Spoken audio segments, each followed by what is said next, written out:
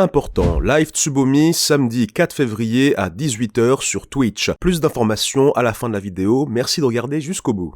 L'adaptation de Pinocchio par Guillermo del Toro pour Netflix est, en ce qui me concerne, certainement l'un des meilleurs films de 2022. Un projet de passion datant de 2008 que del Toro a porté dans ses bras pendant 14 ans, artistiquement inspiré par la réédition de 2002 du conte original Les Aventures de Pinocchio par Carlo Collodi, illustré en particulier par Chris Grimley, un illustrateur au style délicieusement sombre et torturé qui fait ressortir les aspects les plus inquiétants du conte d'origine. Une nouvelle adaptation de Pinocchio d'autant plus magistrale qu'elle contraste de façon éclatante avec l'autre adaptation absolument naze de Pinocchio sortie cette année. Et non, je parle pas du truc en image de synthèse russo-hongrois localisé avec le cul par Lionsgate. Qu'est-ce que c'est que ce truc? Ah bah c'est le Pinocchio True Story, tu sais, c'est celui-là avec la bande-annonce où t'as un Pinocchio en image de synthèse. Ah, ce truc! Oh là là là là là là. Celui qui fait Father, when can I leave to be on my own? I've got the whole world to see. Ce truc serait sorti en 2002, que ça serait nul. Non, je parle du beaucoup plus détestable et irritant remake en live-action de Pinocchio par Disney. Une adaptation de Pinocchio, mais tellement stérile et lisse qu'il n'autorise même plus son héros à commettre, tu sais, des erreurs, afin d'en tirer des leçons. Tu sais, comme tout le principe de Pinocchio, en fait. Look, free root beer! Root beer! Here you go, Jen Sabator one. Oui, au lieu de boire de la bière, il boit de la root beer. Bon alors, pour ceux qui savent pas, c'est un genre de soda qui a une espèce de goût de réglisse, muscade, écorce d'arbre. C'est dégueulasse. Je suis pas fan. Je suis personnellement pas trop fan. Ah non, j'aime pas ça du tout non plus. Si vous voulez savoir ce que ça fait de boire un arbre, ça se goût là. Enfin bref, on est plus proche du coca que de la Kronenbourg. Hein. Fin de parenthèse nulle. En plus du fait que je déteste la plupart des remakes en live-action de dessins animés, j'ai fait une vidéo entière là-dessus, 40 minutes, c'est super bien, ce qui me fait tellement détester la version Disney 2022 et aimer la version del Toro, c'est leur tentative de moderniser Pinocchio. Créer un Pinocchio qui prend en compte ses prédécesseurs et lui apporte une nouvelle signification, un nouveau sens dans notre monde actuel. Ainsi, dans cette chronique, je vais vous expliquer comment del Toro a réussi, en mon sens, à réinventer Pinocchio. Et on profitera aussi au passage pour balancer des crottes de nez à Disney, c'est toujours marrant. Bonjour à toutes et à tous, ici La Rythme Moderne, et on poursuit cette chronique après le jingle.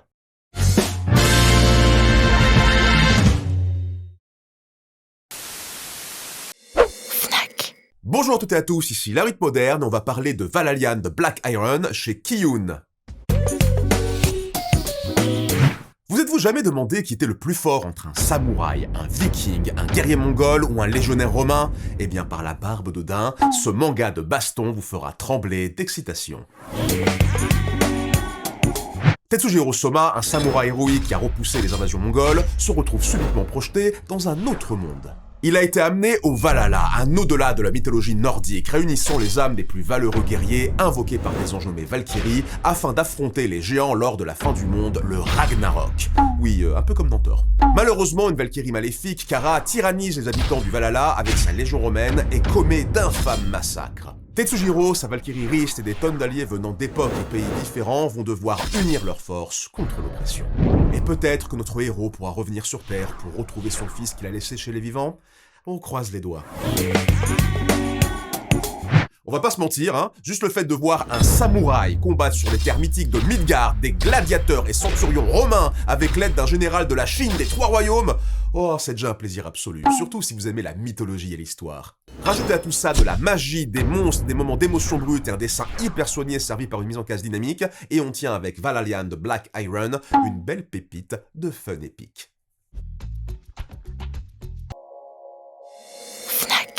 Lien pour acheter ce manga sur le site de la Fnac dans la description.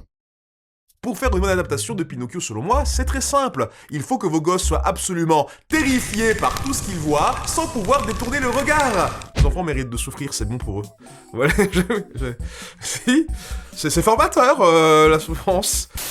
Des micro-traumatismes qui marqueront les enfants à vie et leur donneront envie de revoir le film et l'apprécier plus à chaque fois. Le Pinocchio par Disney de 1940, il y a Stromboli menaçant Pinocchio avec une hache, la séquence de transformation en âne dans l'île au plaisir, juste le cocher, en général, vraiment c'est nickel. J'ai peur, fantastique, un classique. Pinocchio et l'empereur de la nuit, la séquence absolument épouvantable où notre héros redevient un pantin de bois à cause d'un marionnettiste maléfique.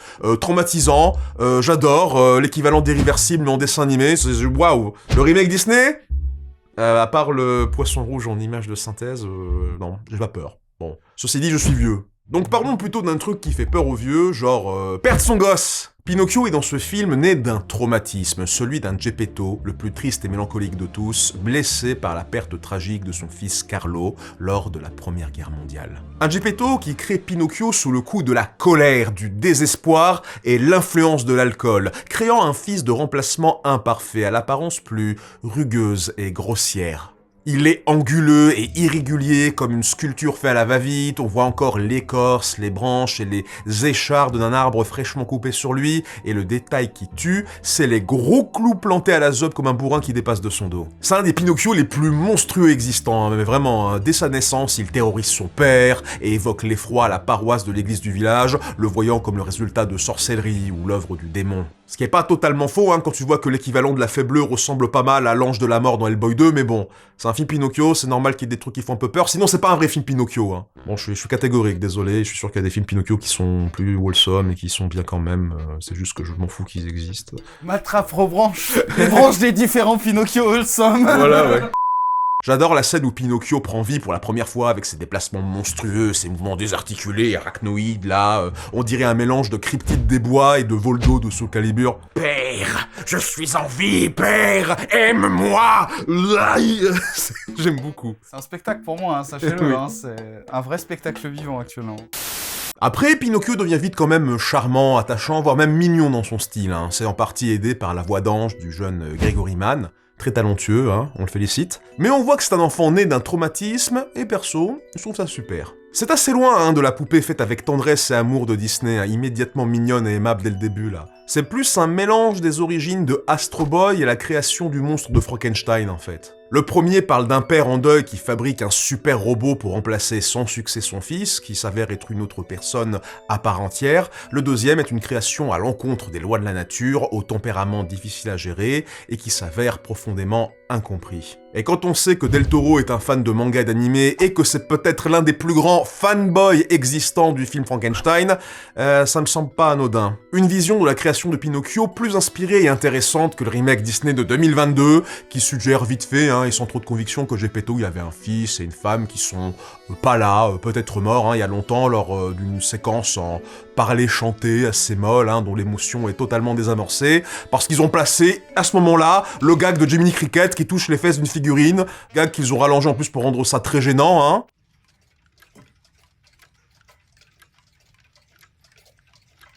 Oh, excuse me, ma'am.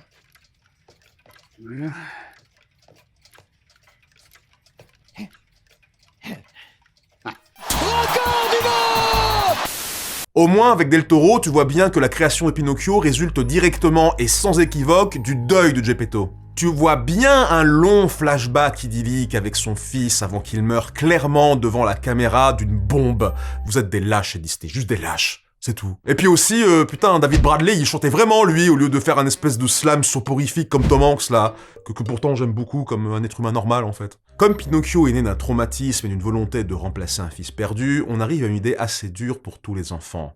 Ne pas être à la hauteur des attentes de ses parents. Plus que les monstres et les fantômes, c'est ça qui terrifie un gosse. Que ton papa ou ta maman ne t'aiment pas, que tu es un fardeau pour eux, qu'ils ne te verront jamais comme ta propre personne, mais plus comme la version plus nulle de l'enfant idéal qu'ils auraient aimé élever. Alors, j'espère que Out of Context Army Moderne va utiliser ça, genre en mode tu es nul, ton papa ne t'aime pas, tu vois.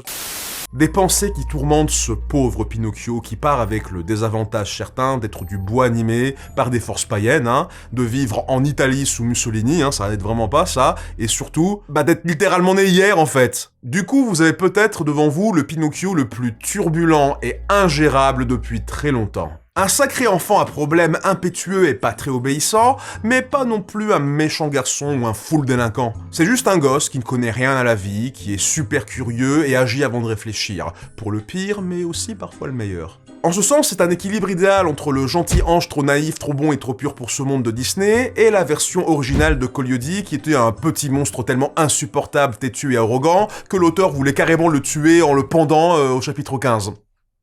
Oui, on en reparlera plus tard de ça. Mais quand on est un enfant aussi imparfait et qu'on existe depuis littéralement un jour, c'est difficile de ne pas souffrir de la comparaison face à Carlo que Geppetto, lui, a élevé depuis le berceau. Du coup, les désobéissances et ennuis de Pinocchio sont autant de coups de poignard dans le cœur fragile du pauvre vieil homme. Ce qui fait mal quand on sait que Pinocchio aime sincèrement son père et que l'idée d'être un mauvais fils pour lui, ou même un fardeau, l'emplit d'une grande douleur. Et ce sont ces débuts difficiles qui rendent les retrouvailles entre Geppetto et Pinocchio encore plus belles. D'un côté, un père qui vient à aimer sans condition son nouveau fils tel qu'il est et sans comparaison, et de l'autre, un fils qui a grandi, mûri et qui est prêt à tout pour le bonheur de son père et apprend à l'écouter. C'est assez réaliste et très moderne comme façon de voir les relations parents-enfants, et ça rappelle la nouvelle vague de films et dessins animés parlant de rapports familiaux compliqués et de traumas intergénérationnels comme Everything Everywhere All At Once, Encanto, Luca, Alerte Rouge... Ça fait 3 films Disney d'affilée quand même, hein. Bah tu vois Disney que quand tu le veux, tu peux raconter des histoires de famille intéressantes et nuancées et tout, Pourquoi tu le fais pas dans ton Pinocchio 2022, là? Pinocchio apprend certes à écouter son père, mais toutes les figures d'autorité ne sont pas aussi bienveillantes. Dans ce film, qui, je le rappelle, se passe dans l'Italie de Mussolini, période Seconde Guerre mondiale, Pinocchio tombe entre les mains de 2 individus qui, contrairement à son père, n'aiment pas Pinocchio de façon inconditionnelle, au contraire. Le premier, c'est le comte Vulpe, un maître de cirque qui est un peu la fusion de Stromboli et de Grand Coquin le renard. Bien sûr, il ne voit Pinocchio que comme une attraction pour son cirque, le dépouillant de son argent et maltraitant brutalement son singe Spazzatura avant de menacer physiquement Pinocchio de lui infliger bien pire. Un marionnettiste et sa marionnette, une relation inégale de contrôle. C'est là que Pinocchio fait son premier acte de désobéissance positif. Il s'aborde le spectacle du Vicomte en faisant un numéro musical qui parle de caca et de prout. Telle une grosse bouse qui déploie son odeur, tu vas péter, péter et répandre ta puanteur. C'est une magnifique blague caca. On applaudit le caca. On adore ça le caca. Ouais, le caca. Alors je vous rappelle encore une fois que cet enfant est né il y a pas longtemps, hein. Mais ce qui rend la scène délicieuse, ce ne sont pas les histoires de caca, Putain, encore heureux, hein. mais le fait qu'il fasse ça devant Mussolini en personne, joué de façon hilarante par Tom Kenny, la voix originale de Bob l'éponge. Un dictateur fasciste qui aime les marionnettes, là, les trucs qui se contrôlent, Ouais, on peut pas faire plus évident, comme symbolique sur ce coup-là. Le deuxième personnage qui veut contrôler Pinocchio, c'est le Podesta, un représentant officiel du régime fasciste italien chargé de gérer les villes. Un être brutal, froid et cruel, qui voit Pinocchio comme une arme de guerre et inculque à son fils la mèche, l'équivalent de crapule dans cette histoire, des valeurs nocives. La force brutale, la haine de l'ennemi, le culte de la mort, l'obsession pour la guerre et la victoire par le sang. Lors de la séquence du camp de jeunesse fasciste, Pinocchio et Lamèche ont remporté tous les deux à égalité une épreuve d'entraînement militaire. Mais plutôt que féliciter les enfants d'avoir fait preuve de camaraderie et d'entraide, le Podesta somme son fils de tuer Pinocchio. Car en guerre, il ne peut y avoir qu'un seul vainqueur. Aussi, Pinocchio est immortel, donc c'est pas grave si on le bute, c'est pour ça qu'on l'a engagé en fait.